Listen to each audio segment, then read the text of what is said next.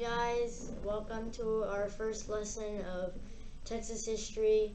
It's lesson number 1. It's based on native Indians. So let's start. I'm using Google Slides, by the way. Let's activate my pointer. Yep, this is our first lesson. Let's go. Let's move on to the first slide. So these are all the tribes that were, not all except for a couple, but this is most of the tribes we're going to be talking about today. We have the Pueblo Indians, Apache, Comanche, Tonkawa, Brazo. That's a river, my bad. There's also some major rivers here, such as the Rio Grande, and then the Coahuiltecans right here. So yeah, let's go to the next slide. And this is the map, the regions of Texas. We have the coastal plains right here with this industry of oil and agriculture, or crops, related to crops and stuff like that. We have the Alamo, San Antonio. We come and take a Canyon, Gonzales. It's not in, but that was history. And the mountains and basins region here all the way across Texas in the west. And we have the Great Plains up in the center, and we have the North Central Plains, kind of northern, but towards the coastal plains a little bit more.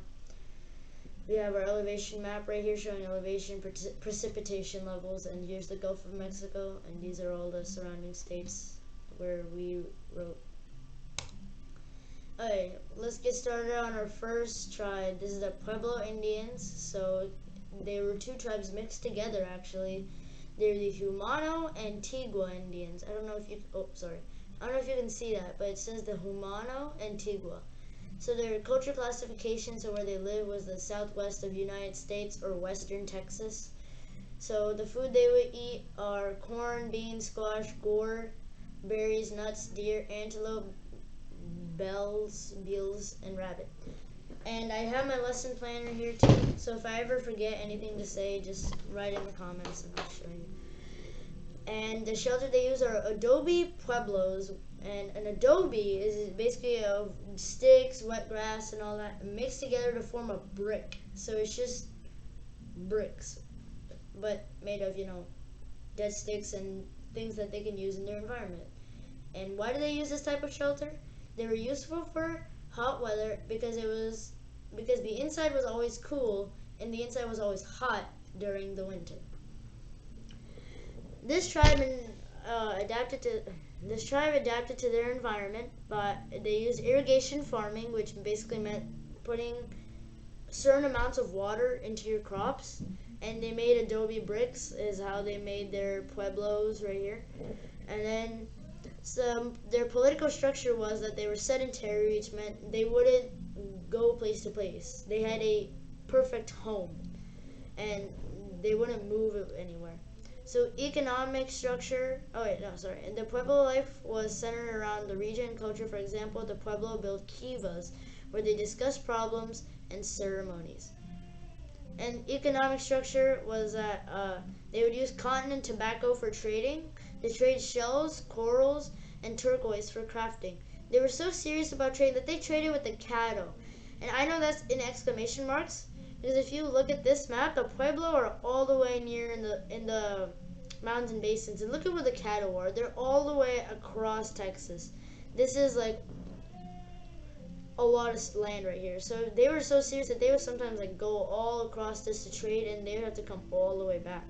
So I thought that was pretty cool. Their geographic structure was that they irrigated along the Rio Grande. And then they made adobe bricks and let them dry in the heat to make houses. And the men were hunters and gatherers.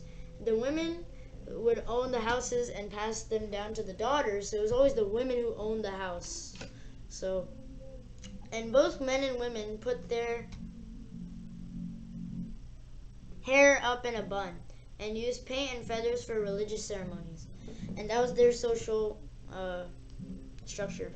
And some interesting facts about this tribe are that the doors were always at the top. That way, if the house is under attack, they can just take off the ladder that leads it to the house, like the entrance, and then now they can't get in.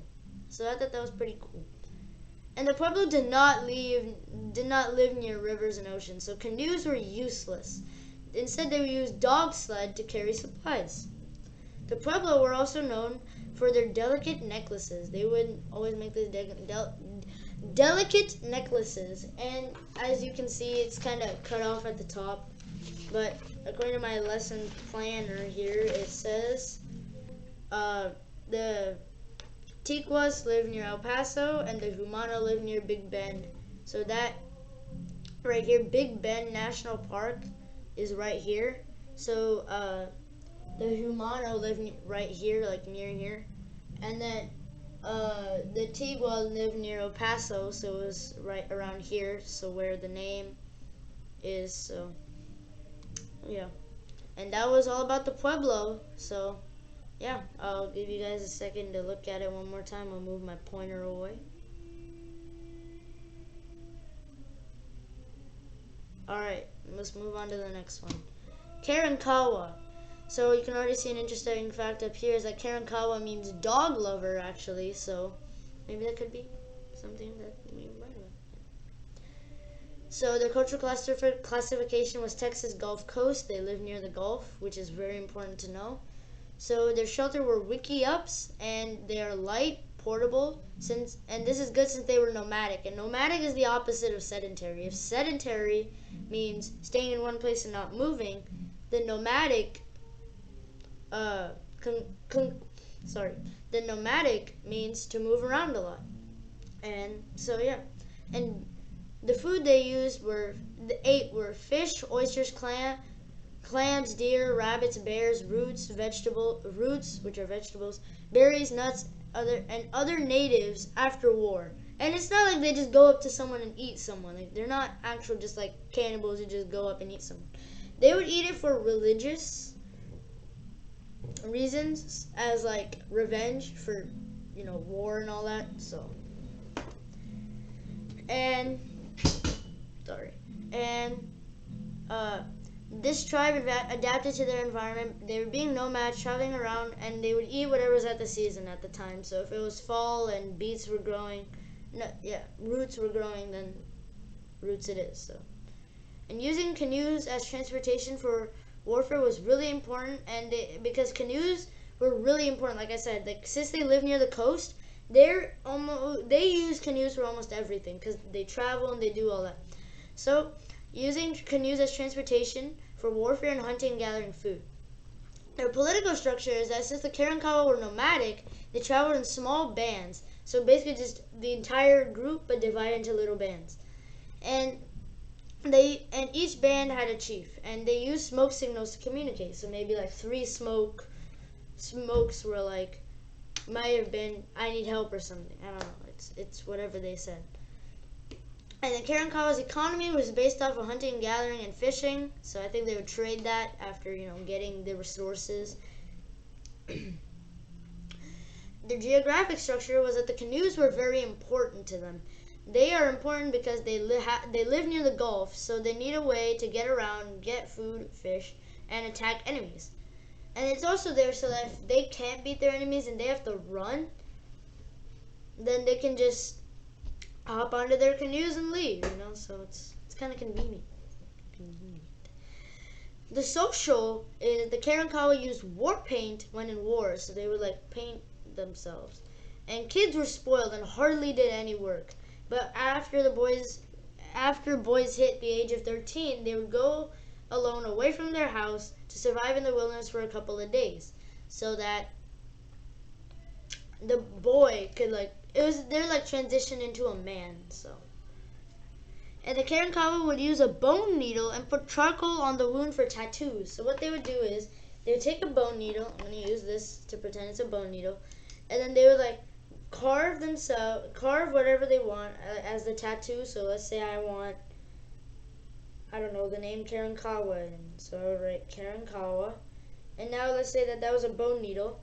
So it would have carved my skin and wrote Karankawa, pierced my skin, wrote Karankawa, and they would put charcoal to cover up the wound, and that way it'll stay there like a tattoo. So that was pretty convenient and a little bit like on the side. I don't want to do it, but it sounds really cool. So some interesting things about this tribe's culture was that the Karankawa were over 6 feet tall. That was their average size. I mean, some here or there could be way taller than 6 feet. No, I don't think so. I'm just joking.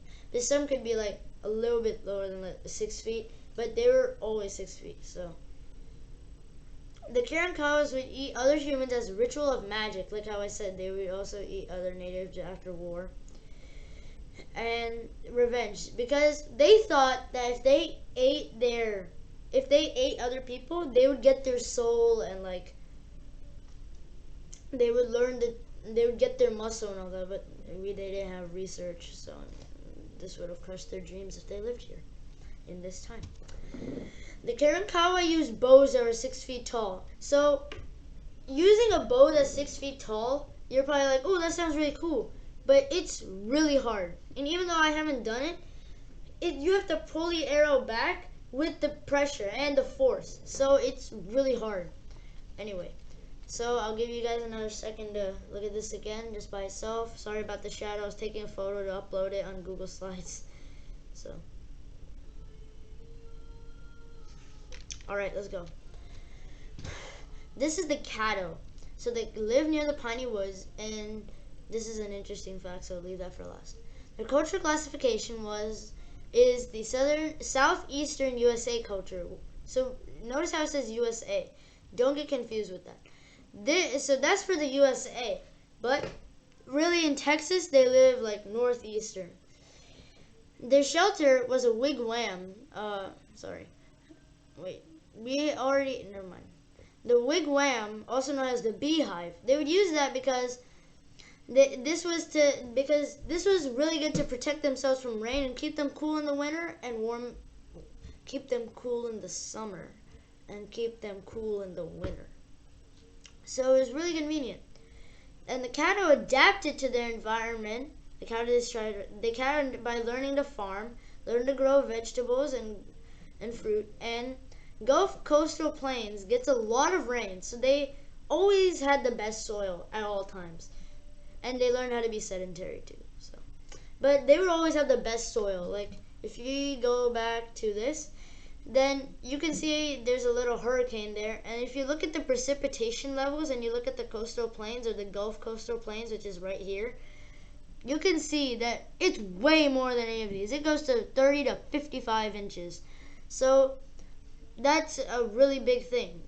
And that's a really large amount too. 55 inches, think of that. That's almost 5 feet. That's almost tall as me.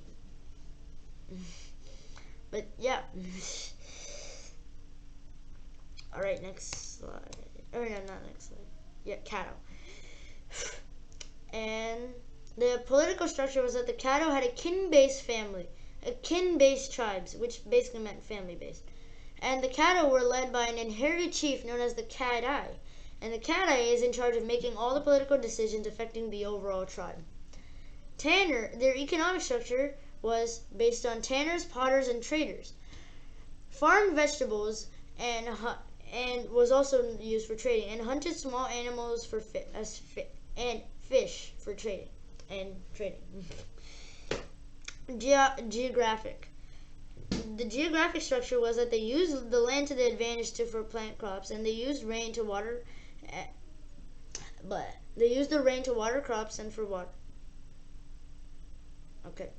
I messed up the grammar, I'm sorry. I misspelled access. But access to timber, so because they lived in the piney woods, there was a lot of timber already there, which is wood. So, and they lived near rivers for water. So if we go back to, I keep referring here, but they lived right up here where the piney woods are. So you could think of it as right about here. So then some of the rivers they could have used are the Sabine River, which is right here, which is in their region, or they could have gone a little bit north and used the Red River. So they had two major sources of waters. No, three. The two, Sabine River, Red River, and the 30 to 55 inches of rain.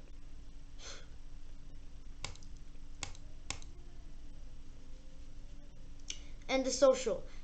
His structure was that they traced the family lines through the mother. So it wouldn't be like if your dad's name was, I don't know, Jackson, like last name Jackson. it wouldn't be, your name wouldn't be Jackson. Your last name wouldn't be Jackson. It would be your mother's last name. So if your mother's last name was John, I'm thinking of worse names, but if your mother's last name was John, then it would be John. And they decorated clothing with bones and beans, and ceremonies included a giant burial mounds. And the Caddo were also the friendliest, so whenever they would meet someone else, they would start crying. It was like tears of joy because they were really friendly. And the Caddo and right here, the Caddo are known as the most friendliest and most advanced. They use crop rotation, which is basically letting a crop rest and put its nutrients into the ground. So basically, you're just rotating between like putting water and all that to just letting it rest.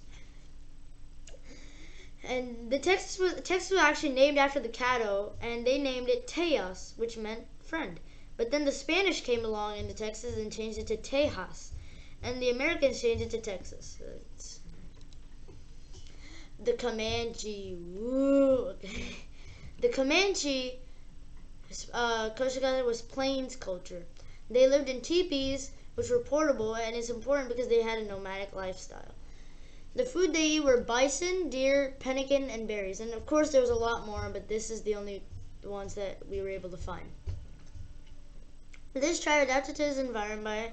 They used horses to explore the plains and for food. They used every bit of the buffalo. And when I mean every bit, I mean every bit. They even used the skull for rituals. So that's how resourceful they were. They were really resourceful. So,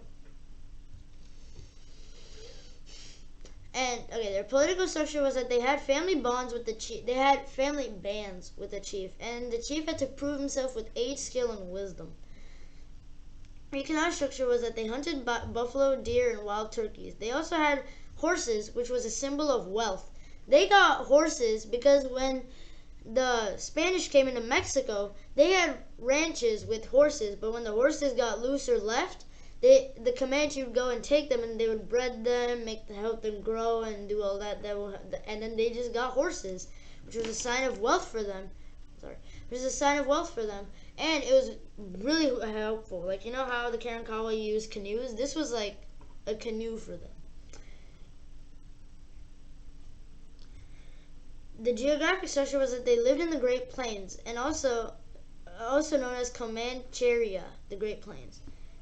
And horses are the most important animals of the Comanche, like I said earlier. They bred and they cared for them. And they also stole them from other people. So they're an aggressive, warlike tribe. Like, they were so super fierce. Like, the Comanche were the fiercest tribe in Texas, to be honest. And I know it's cut off. I'll read it from my lesson planner. Right here. It says that they are aggressive and warlike. When they arrived in Texas, they forced the Apache and the Tonkawa to move south. So I don't think you saw this. Oh, sorry. I don't think you saw this from this, but the Tonkawa and the Apache lived here. But the Comanche wanted all this land. So they came and forced these two out. And it was like a threat at that point. So these two left and retreated from this area. So they came to where they are now. That's Caddo. And some interesting facts were that the Comanche's definition are the people who are against us. So obviously they were enemies to everyone. And the Comanche could ride a horse like while they were sideways. So imagine the horse being right here, and you would normally sit on top of the horse like this, but they would hold onto the horse, and while it's running, they would run with it if they were in a chase. That way they could eat stuff and keep running. That way they don't have to stop and fight. And they used every bit of the buffalo. I mean every bit. They used the buffalo hide for shelter. They used its skull for ceremonies. I mean, they used it for everything. So they were really resourceful. And again, it's cut off, so read from my lesson planner. The Comanche were known to kidnap children. Yeah, they used to kidnap children and raise them as their own, and at a very young age. So when you were like 1 or 2ish, then you would get kidnapped by the Comanche. Not like all the time, but if they're in the Comanche territory, then you would get kidnapped, and you would be raised in the Comanche warfare like. So you would think that, yo, I'm a Comanche and all that. Excuse me. And another interesting fact is that the Comanche actually kidnapped a boy, and the Comanche kidnapped a boy who was in their territory, and that boy actually claimed to have said he witnessed how the Comanche tortured people. Like that's the Comanche tortured people. That's how much they were warlike. And when I said tortured, they would cut your head off. They would like cut your arms, legs. They would like make you just limbless without a head too. So it was like, yeah.